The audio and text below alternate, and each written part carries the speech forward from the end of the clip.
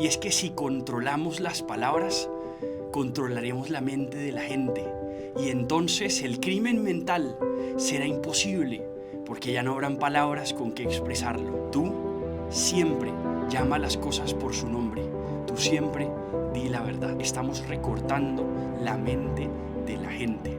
Ten mucho cuidado, porque a veces las palabras que te venden y las palabras que te prohíben son parte de una estrategia para hacerte controlar, para controlar tu mente, para controlar tus pensamientos al final del día. El instrumento más poderoso de un estado totalitario, un diccionario. En una novela que se llama 1984, que retrata una distopía, un modelo de estado totalitario que oprime a todos sus miembros, se encuentra un funcionario explicándole al protagonista la gran estrategia del régimen. Y este hombre le dice: ¿no te das cuenta que la neolengua fue creada con el propósito de eliminar el crimen mental? Por una sencilla razón, y es que si controlamos las palabras, controlaremos la mente de la gente, y entonces el crimen mental será imposible, porque ya no habrán palabras con que expresarlo. Eso es señal de que cuando se corrompen las palabras, cuando nos cambian las palabras, nos dominan. Tú siempre llama las cosas por su nombre. Tú siempre di la verdad. Hoy vamos a hablar de la invasión políticamente correcta, que es un fenómeno quizá novedoso, quizá muy nuevo, pero que viene de una estrategia muy bien pensada. Seguramente has escuchado hablar del concepto de lo políticamente correcto. Seguramente has escuchado decir: yo prefiero ser políticamente correcto, yo prefiero acudir a lo políticamente correcto para evitarme problemas, para evitarme controversias. Lo que debes saber también es que eso políticamente correcto es un fenómeno estrategia, es una estrategia muy bien pensada y premeditada. Estamos hablando de una estrategia de suavización selectiva de las palabras. Eso es lo políticamente correcto. Es la suavización selectiva de las palabras. ¿Y por qué digo selectiva? Porque al tiempo que se suavizan algunas palabras, se endurecen otras. Y aquí hay algo muy importante. Quizá ustedes, amigos que nos escuchen, estarán pensando: bueno, yo he escuchado hablar a alguien sobre yo prefiero ser políticamente correcto, como una especie de actitud ante la vida. Yo prefiero tomar la actitud de lo políticamente correcto para no arriesgarme, para no exponerme de pronto a la controversia, al escarnio público, a ser perseguido o cancelado. Pues no, en realidad lo políticamente correcto es algo pensado que nos invita a nosotros, o que nos termina forzando a nosotros a usar palabras que otros han decidido que son las correctas. Estamos en un mundo que ya no le llama a las cosas por su nombre correcto. Ahora le llamamos por su nombre políticamente correcto. Le preguntaron una vez a Confucio: maestro, si usted llegara a gobernar, ¿qué sería lo primero que haría? Y él respondió: lo primero que yo haría sería llamar a las cosas por su nombre correcto. Mi primera reforma sería la reforma de las palabras. Este fue un hombre que reformó toda una civilización y construyó una civilización cuya filosofía duró más de 2000 años. Y este hombre dice que la parte más importante tiene que ver con las palabras, con llamarle las cosas por su nombre. Y él enseña que así, por ejemplo, si alguien no es rey, sino que se robó ese lugar, no debemos llamarle rey, sino que debemos llamarle usurpador. Si alguien es un mal hijo y no trata bien a sus padres, ni se acuerda ya luego de sus padres, no debemos ni siquiera llamarle hijo porque no lo merece, debemos llamarle un ingrato. Y así sucesivamente este hombre empieza a enseñar que a las cosas hay que llamarlas por su nombre, y que el problema de una sociedad se muere, se acaba, cuando empezamos a crearle nombres ficticios a las cosas, nombres falsos. O sea, los nombres deben describir la realidad, los nombres deben ser correctos. Él llamaba eso la rectificación de los nombres. La rectificación de los nombres era fundamental para Confucio. Pero entonces, ¿de dónde sale todo este tema de lo políticamente correcto? Toda esta estrategia de suavización que podemos verla hoy en nuestros tiempos. Usted prende la televisión y se da cuenta que hubo unas elecciones hace poco, qué sé yo, las elecciones europeas, las elecciones en un país o en otro, Y usted se va a encontrar titulares como el siguiente: la ultraderecha ha crecido en tal lugar. Y luego también va a decir, en cambio, la socialdemocracia ha crecido de tal manera. Y es muy interesante cómo cuando se habla, por ejemplo, de la derecha, siempre se utiliza la expresión la ultraderecha. O cuando se habla, por ejemplo, de la izquierda o del socialismo, del comunismo, nunca se utilizan palabras que sean así de duras. A nadie se le llama comunista, ni se llaman comunistas. Siempre es socialismo democrático, la socialdemocracia, el progresismo. Y lo interesante de todo eso es que al tiempo que se suavizan las palabras, se endurecen las otras. Aquel que controvierte, que contradice, aquel que se niega a someterse a esta esclavitud, a esta corrupción de las palabras, a ese se le dan palabras duras, se le colocan etiquetas como fascista, antiderechos, retrógrado, misógino y otras más. Hoy en día se le llama fascista a todo aquel que no esté de acuerdo con la agenda progresista o de izquierdas. Hoy en día se le llama la ultraderecha a todo aquello que no sea desde el centro hacia la izquierda. Y uno empieza a darse cuenta que aquí hay una estrategia.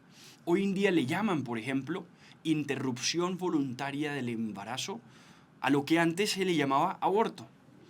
Hoy en día, por ejemplo, se le llama muerte digna a lo que antes se llamaba eutanasia o incluso homicidio por piedad, que era como se le conoce antes y como está, por ejemplo, tipificado como crimen en el Código Penal de Colombia. Lo interesante de todo esto es que hay una estrategia premeditada para suavizar algunas palabras, porque en el momento en el que las suavizamos, entonces quitamos o cambiamos, por así decirlo, la realidad que estaba a los ojos de muchos. Y entonces ahora es otra. Estamos cambiando la realidad. Como decía este libro, como decía este funcionario, estamos recortando la mente de la gente. Ten mucho cuidado. Ten mucho cuidado. Porque a veces las palabras que te venden y las palabras que te prohíben son parte de una estrategia para hacerte controlar, para controlar tu mente, para controlar tus pensamientos al final del día, para que no exista lo que ellos consideren crimen mental, para que no pienses distinto a como piensan ellos. Es el intento de la uniformidad del pensamiento. Y tú debes pensar por ti mismo, y tú debes adecuarte a la realidad. Y lo correcto es llamar las cosas por su nombre correcto. Entonces, y no lo políticamente correcto. Entonces, hay que descubrir acá cuál es el fin de todo esto, por qué lo hacen, o más bien, quiénes son los que están haciendo todo esto. Y aquí hay un gran descubrimiento. Todos los intelectuales y todos los pensadores, incluso los que promueven lo políticamente correcto, han llegado a una misma conclusión. Y es que el concepto de políticamente correcto tiene una historia, tiene un punto de origen, por así decirlo. ¿Cuál es ese punto de origen? Pues muchos dicen, ellos mismos reconocen, que es un libro escrito, quizá escrito por el Estado, por el régimen chino, que es una compilación de todos los textos, discursos y frases, o quizá las más importantes, de Mao Zedong. Mao fue un dictador chino, autor, por así decirlo, de más de 20 millones de asesinatos, dictador chino que generó la revolución cultural en 1960, un hombre que tuvo muchísimo poder y muchísima fuerza a partir de una serie de estrategias. Y una estrategia clave en él se llamó la guerra contra los cuatro viejos. Esa guerra contra los cuatro viejos era la guerra contra, decía él, las viejas costumbres, la vieja cultura, los viejos hábitos y las viejas ideas. Este hombre quería una revolución cultural. Y en medio de esa revolución cultural lo que le interesaba era romper con el pasado. Nada más acabamos de mencionar a Confucio. Confucio fue un pensador fundamental para la civilización china, y no solo China, también trascendió pues a muchas otras civilizaciones asiáticas. Y lo interesante de este hombre es que el confucianismo llegó a ser la filosofía oficial del Estado chino hasta los 1960, hasta la revolución cultural de Mao. Cuando llega Mao, Mao propone romper con todo eso, romper con la filosofía anterior, romper con todo lo que la gente pensaba, cambiar la mente de la gente. Y entonces introducir nuevas palabras, y para hacerlo crearon un libro.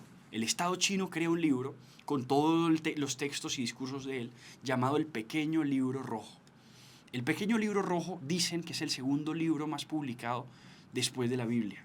Es un libro que se ha impreso más de 900 millones de veces. Es un libro que que ha impactado, que ha cambiado, incluso a manera de ingeniería, ha planificado una nueva sociedad y civilización y cultura en China. Ese libro ha sido introducido con el propósito de romper con lo anterior. Esto es parte de toda una estrategia. Y ese libro decía que hay ideas que políticamente son correctas y ideas que políticamente son incorrectas. Y entonces se empieza a introducir la idea no de lo que sea correcto por sí mismo, porque se adecue a las cosas, sino que sea correcto porque favorezca a la doctrina del régimen, a la doctrina del Estado, a la doctrina política. Y luego de eso empezaron una serie de, bueno, también otros ideólogos que fueron claves en todo este proceso. Aquí podríamos decir que este es el primer intento de una izquierda vieja. Pensemos incluso en Lenin. Lenin en la revolución bolchevique tiene mucho de esto. Él tenía una estrategia política que él mismo reconocía. Él le llamaba mentiras contra las almas, violencia contra los cuerpos. Mentiras contra las almas y violencia contra los cuerpos. Era un intento de usar nuevas palabras y usar nuevos mensajes y una retórica nueva para así cambiarla. Lo impresionante de esto es que un hombre como Lenin, comunista, crea un periódico o un medio de comunicación oficial al que le pone el nombre de Pravda. Pravda en ruso significa verdad. Lo interesante de esto es, le llamaban verdad aquello que era propio del Estado. Existía una verdad oficial, una verdad estatal, distinta a la verdad real. Y era el mensaje propio del Estado. Si ustedes se ven, por ejemplo, Chernobyl, esta serie que se hizo muy famosa de HBO, uno ahí descubre precisamente cómo la mentira es funcional a todo gobierno, a todo Estado totalitario. El totalitarismo necesita la mentira para sobrevivir, para su supervivencia. Pero el problema es que no es lo mismo la, entre comillas, verdad estatal que la verdad real, la verdad objetiva. Y la verdad objetiva era la contaminación que estaba generando esa planta en Chernóbil y todo el daño que hizo, a pesar de que el Estado tenía un discurso y una propaganda y unas palabras que adecuaba para sus propósitos políticos. Lenin fue un hombre muy táctico y muy estratégico en el uso de las palabras. Tan es así que hay un fenómeno clave en el uso de las palabras que se le llama la deshumanización semántica. La deshumanización semántica es utilizar las palabras para arrebatarle la humanidad a las personas, especialmente a los enemigos políticos. Esto lo usaron muchísimo los nazis, por ejemplo. Los nazis fueron muy astutos en esto. Hitler, por ejemplo, nunca le llamó genocidio ni homicidio a lo que se le practicaba, por ejemplo, a su estrategia de eliminación y erradicación de la población judía. Siempre le llamó la solución final. Y siempre cuando se hablaba en términos de la solución final, como una estrategia y como un trabajo que se hacía. La solución final al problema judío, llamaba él. Y así luego todos sus soldados, uno lo ve por ejemplo en este libro de Hannah Arendt, el libro se llama Eichmann en Jerusalén, donde habla de un soldado, Adolf Eichmann, que fue sometido a un juicio, y ahí empieza a retratarse las palabras que ellos utilizaban. Ellos nunca hablaban de homicidio, ellos nunca hablaban de erradicación ni de asesinato al pueblo judío o a los judíos. Siempre hablaban de una solución, siempre hablaban de una evacuación del problema judío, de cómo los vamos a evacuar, de cómo vamos a solucionar. Siempre las palabras se suavizaban a propósito. Y viceversa, a ellos, a los judíos, se les decía que no eran personas, y una corte suprema y también unas leyes, las mismas leyes de Nuremberg, generaron una actitud o una normalización de que el judío no era persona, de que no era un ser humano. Pues estoy contando eso porque eso es evidente, su atrocidad a los ojos de todos. Pero genocidios como esos no son los únicos. También Lenin produjo un genocidio de proporciones injustas y miserables. Y Lenin fue muy estratégico en, por una parte, crear estos gulag, que era donde aprisionaba a las personas que eran sus enemigos, especialmente la población campesina, la población tradicional, la población cristiana, puntualmente la población cristiana, y este hombre era estratégico en llamarles, y hay mucho fundamento académico en esto, en llamarles a ellos no personas, parásitos, ratas, personas que viven de los otros, y empezar a llamarles por palabras de ese tipo, de manera que nadie los empezara a considerar humanos. Porque si entonces las palabras nos dicen que este no es humano, entonces ya no es tan difícil para mí justificar la violencia hacia ellos. Eso se llama deshumanización semántica, que con las palabras deshumanizamos al punto que justificamos la violencia y la agresión.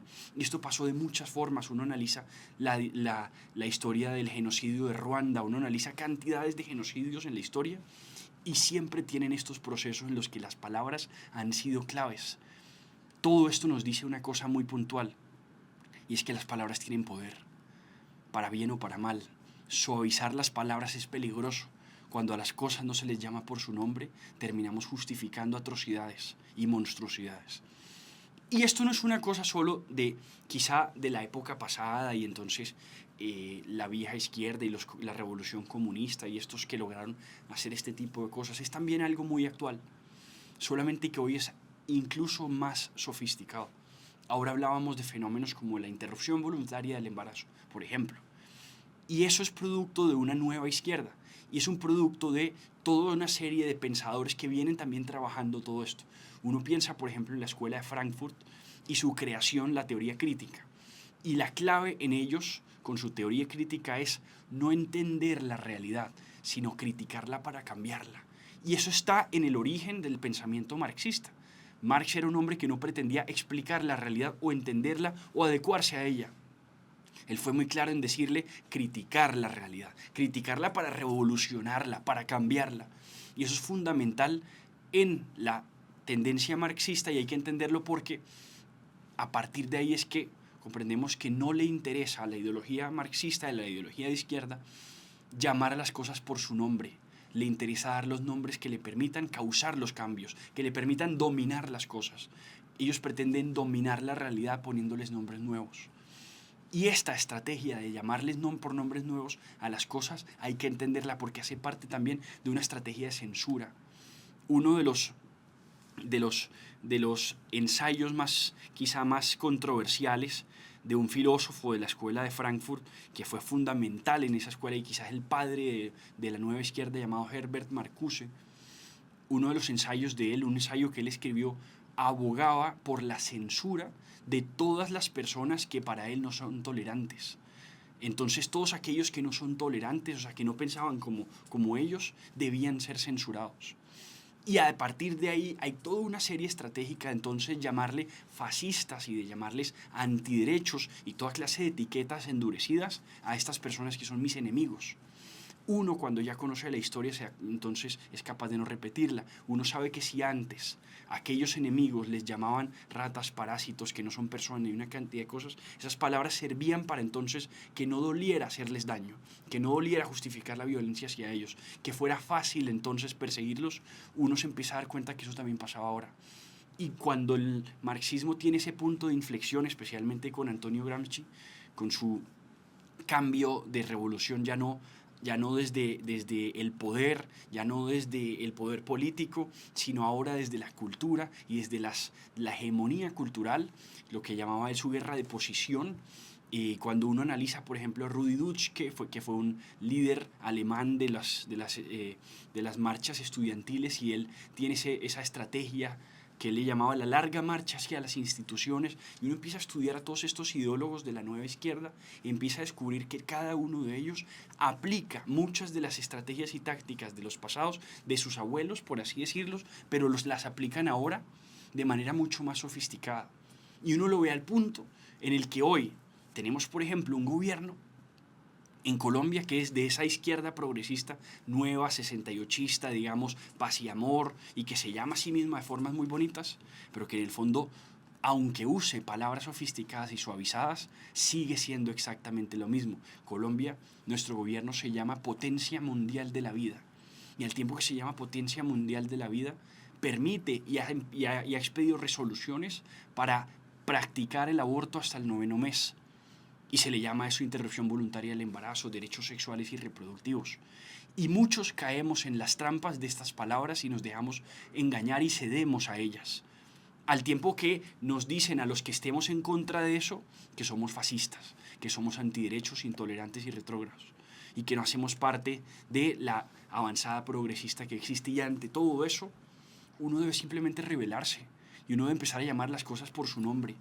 Hay un texto del Apocalipsis que es bastante fuerte, que es una de las advertencias que se hace a las iglesias, y dice lo siguiente: tienes nombre como de quien vives, pero por dentro estás muerto. Y yo creo que ese texto le hace mucha justicia, tiene mucha razón a la realidad que hoy estamos viendo en nuestro país y en muchos otros. Se ubican a sí mismos nombres extraordinarios, espectaculares, suavizados, porque ellos son los de sus nombres suavizados, para así adecuar la realidad a su propia agenda. Pero al tiempo, endurecen los nombres de sus adversarios para que entonces sea fácil perseguirlos. Todo eso está pasando y está pasando hoy. Y ante todo eso nosotros debemos ser conscientes de eso y responder como se debe.